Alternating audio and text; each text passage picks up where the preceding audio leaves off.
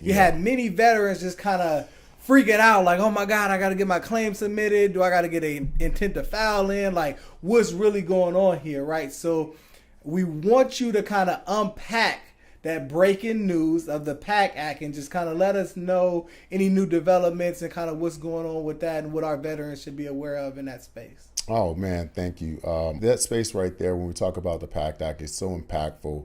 And why it's so impactful? It's impactful to the veteran community because you have the availability to receive an assumed benefit or presumptive automatic benefit if you were exposed, obviously within a time, place, and incident, right? And how so time, place, and possible incident exposure, right? When we talk about toxic chemicals and so on and so forth, we do have a previous video that specifically talks about everything in detail, but we really have a kind of a push in regards to submissions, right?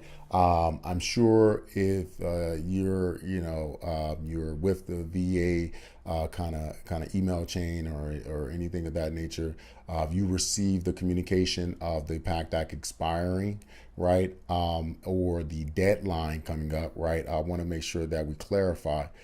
What happens in the event that a veteran doesn't get their intent to file in by August 14th, right? Yeah. Great question. I just think it was a little, how should I say, clarity wasn't provided as much amongst that, right? When we think about, the PACT Act, they think, I think everyone is thinking, hey, if I don't submit my claim before this time frame, that it just goes away, right?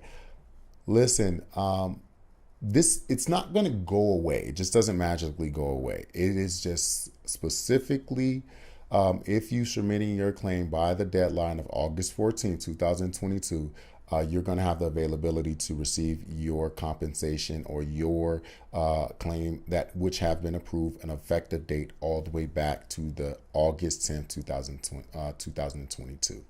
All right. However, when we're talking about, the PACT Act and any type of disappearance, well, it's not. It's not. These issues are still going to be presumptive. That's kind of put into law, right? These issues are also going to, actually, the list of issues will start to expand. Right, there will be other issues that are that are going to be in place as well, but there's also other benefits that we need to talk about as well, because when we're talking about the PACT Act, it's not just disability compensation. There's also a healthcare access that we don't talk about as well, because our veterans need this healthcare access because they've been exposed to these major toxins. So that's another point that I also wanted to go ahead and discuss as well. But at the end of the day, this isn't going anywhere as of now. But it's almost very similar to Vietnam veterans being exposed to Agent Orange, right? The PACT Act accounts for much of that as well. When we're talking about Vietnam veterans and the expansion of their access. However, when we're talking about specifically the PACT Act, it's not going anywhere. Okay, it's just gonna kind of over time get larger and larger of other conditions, because the registry is collecting a lot of information that's going to hopefully help another veteran in the future. Absolutely. So if you want to receive the most back pay for your PACT Act conditions, August 14th, 2023, get that intent to file submitted, or submit that fully developed claim by that time. You'll lock in the maximum amount of back pay if you're able to do it by that date.